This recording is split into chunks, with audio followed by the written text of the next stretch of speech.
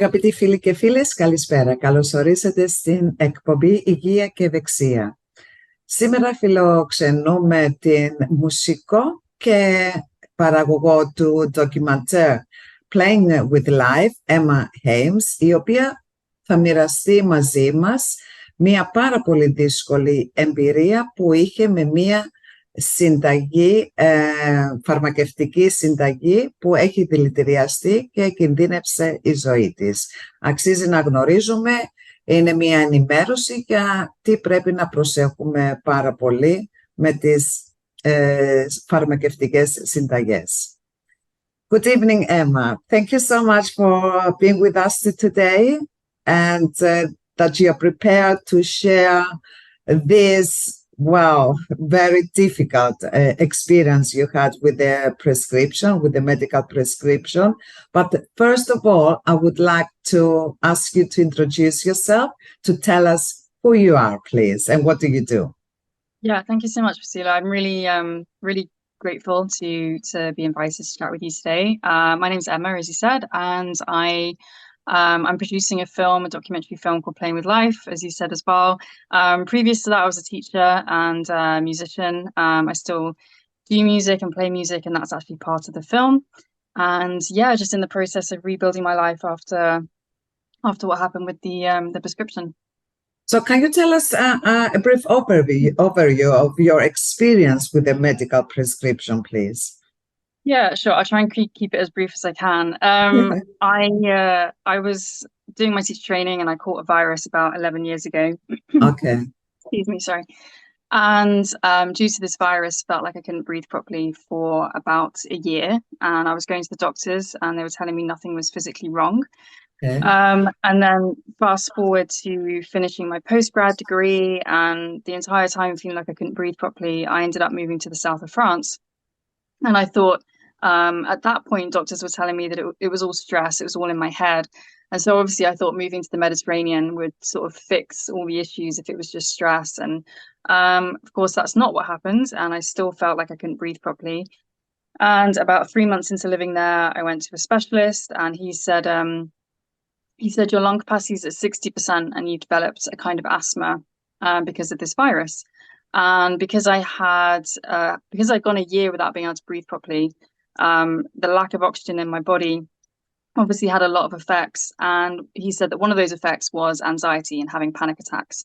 So as a consequence, I was put on an anti-anxiety medication, which was called bromazepam, also known as Lexomil, as it was called in France, which is a type of benzodiazepine. So this is the likes of your Xanax, your Valium, very, very commonly prescribed medications all around the world. And I was on it probably for just a few weeks, and I felt like I wanted to come off it. Okay. And doctors refused. Sorry, Emma, I would like to just to clarify for us. So before they put you in this medication, did they do any further tests, or they just assume what is your problem? I mean, did they check you thoroughly, and did they knew exactly what was the problem? They checked me in the sense that I think it was around that time that they had found out that my lung capacity was at 60%. So they put me on medication for that.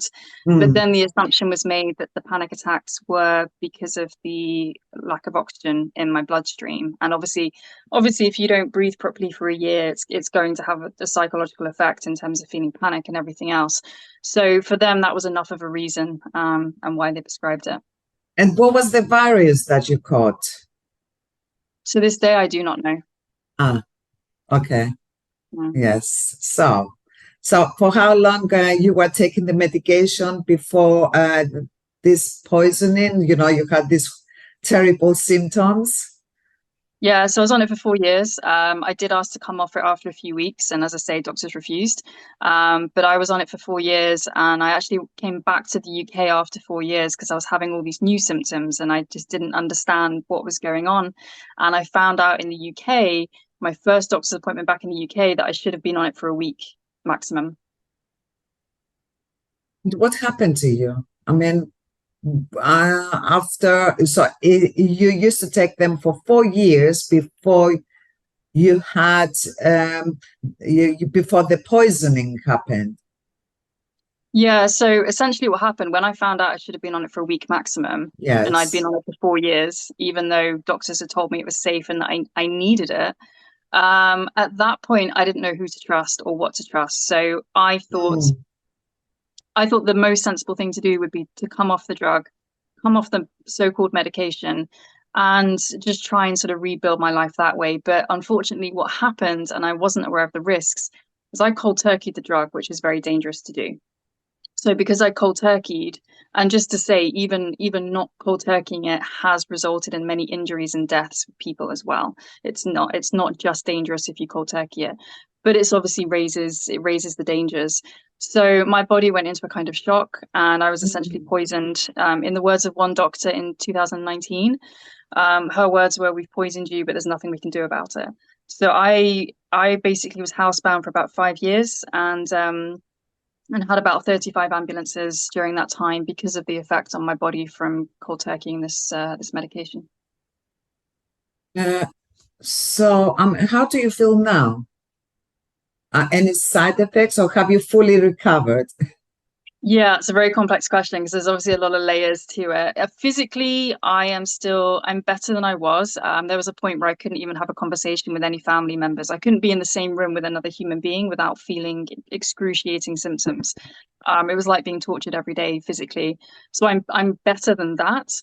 But I still, every single day I still deal with symptoms. I wake up feeling like I've been beaten up. It's a long process of healing, and then obviously mentally there's a lot of frustration and emotions around the injustice of it all, and it's not just me, it's the awareness of knowing that this is happening to so many other people as well. Yes. So after you experienced the first symptoms, that you felt something is not right, did you think that it could be the medication, and how soon you went to ask for further help? Yeah, absolutely. I mean, as I said, within a few weeks of being put on the drug, I knew something was wrong, and I was going to the doctors. But what they did is they assumed that was me, that there was a problem with me, and therefore I needed more medication. So they increased my dosage, even though I'd never needed drugs or medication before. That was the assumption made by doctors that I'd never met before. When I cold turkeyed the drug and then went through these new horrific symptoms to the point where I couldn't leave the flat, of course, I went to the doctors. I was calling emergency services. And they just said, it's stress, it's in your head, there's nothing physically wrong. So it took about 2 years and my 35th ambulance crew for them to actually recognize and validate that it was the drug, despite the fact that I had gone probably over 100 times to doctors to try and say, look, something's wrong, and they just weren't believing me. And what did you do afterwards? Have you taken any legal action against the responsible parties? I have tried to. I've reached out to lawyers, and it's been very difficult for different reasons. Sometimes it's because I'm in the UK again right now, and because it was in France, there's been a bit of a difficulty with that. Other lawyers have given different excuses.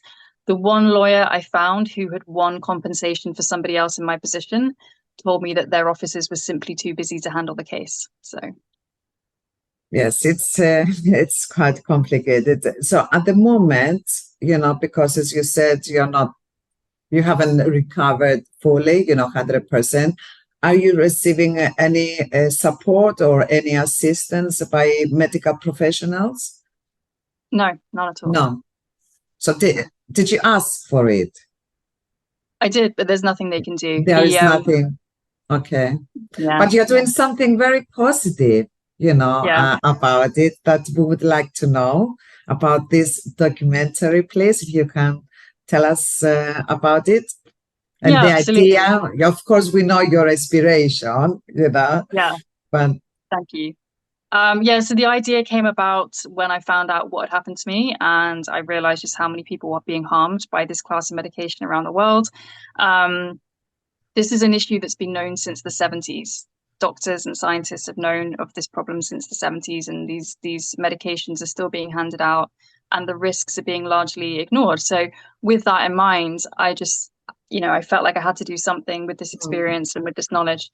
Always loved film, always loved music, and thought that if I could help get the truth of this out there in a way that felt creative, that would give me the stamina to do it as well, allow me the stamina. So the premise for the film is really sort of documenting the process of my own recovery and rebuilding my life, because when I went through the 5 years of hell, when I was housebound, all I wanted was to hear of somebody that had come through the other side, because unfortunately a lot of people end up committing suicide because of this horrible situation that people are put in because of their doctors. And so the premise for Playing with Life, it's obviously kind of a play on words in terms of doctors and the medical systems playing with people's lives, literally. But then also, can you use the passion and the dreams and the hope and the fun that we all have in life? Can you play with that to the extent that you can actually come through something so horrific and severe and rebuild a life that is beautiful and meaningful for you? And so that's kind of the premise, is rebuilding my life, doing it through music. I decided that I would write the soundtrack for the film as part of the film itself, as a kind of fun, creative challenge for myself, rather than just telling the story of these horrible medications. Yes. And yeah, started writing the soundtrack and just carrying on with that. So at what stage is the documentary at this moment? Pre-production right now. We're looking for financing and a executive producers to come on board to essentially co-produce the film, bring a co-producer on board as well, and then get it into production, ideally by 2024, and get this released as soon as possible, because the sooner we do, the more lives can be helped.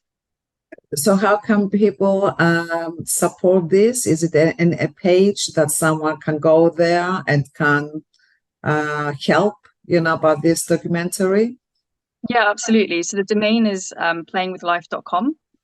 Or people can follow me at Twitter or on Instagram at @EMJadeHames, or simply find me on LinkedIn at Emma Hames, HAMES. And yeah, we'll be posting updates there as things progress.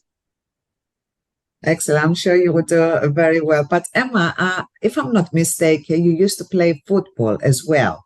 Is that correct? Do you still play at the moment after what happened to you? I wish. Unfortunately, I'm probably a little bit old now to be playing at the level that I did play at. But recreationally with friends, yeah, I mean, I do what I can. But I miss it a lot. I love football. It's a great game for everyone to get involved in. And yeah, it helped me through the recovery, actually, because I think when I first started playing it, there were no girls teams around in the sort of 90s. And so you had to play with the boys, and obviously you sort of have to fight for your own right to be in the team and stand up for yourself. So it sort of gave me a bit of a resilience muscle, I think, which helped with the situation. Excellent. And of course you sing as well. Is that yeah, you did. It's not only that you write music, but you have the voice as well, which is great, and we can see, I guess, one of your songs, with this interview. You will, yes. So, right. Any last message before we finish? Anything with that we left out? You can please tell viewers. Sure. Yeah, I think in this day and age, there are a lot of people being prescribed these medications and going through tough times. And I would just say, please do your research, support one another. If somebody that's close to you, a family member, loved one, colleague, friends, just really support them. They might be on this class of medication and not know the risks. So to be able to sort of hold their hand, so to speak, and help them find the right research, that can literally be life-saving. So yeah, I think just be kind to each other out there, and please sort of take on board that this is happening. But the more people know about it and can help one another, then the more lives can be saved, and we can all live in a safer world. Thank you so much for being with us and sharing your experience with us, Emma. I'm sure, by sharing your experience, you will help a lot of people. Because yes, we have to do our research, because maybe, for doctors, we are just a number, but we have to take care of ourselves, and know what we are giving to our body, before we decide to take it. Thank you so much. Thank you. Thank you. Thank you. And all the best. And please do let us know about the film. Perhaps we can have you in the future to tell us, yes, the outcome. Thank you very much, Emma. Thank you. Have a lovely evening. Bye-bye. You too. Αγαπητοί φίλοι και φίλες, ευχαριστούμε που ήσασταν στην παρέα μας. Εμείς θα τα πούμε και πάλι την ερχόμενη Πέμπτη με ένα καινούριο θέμα και ένα καινούριο φιλοξενούμενο. Καλό σας βράδυ.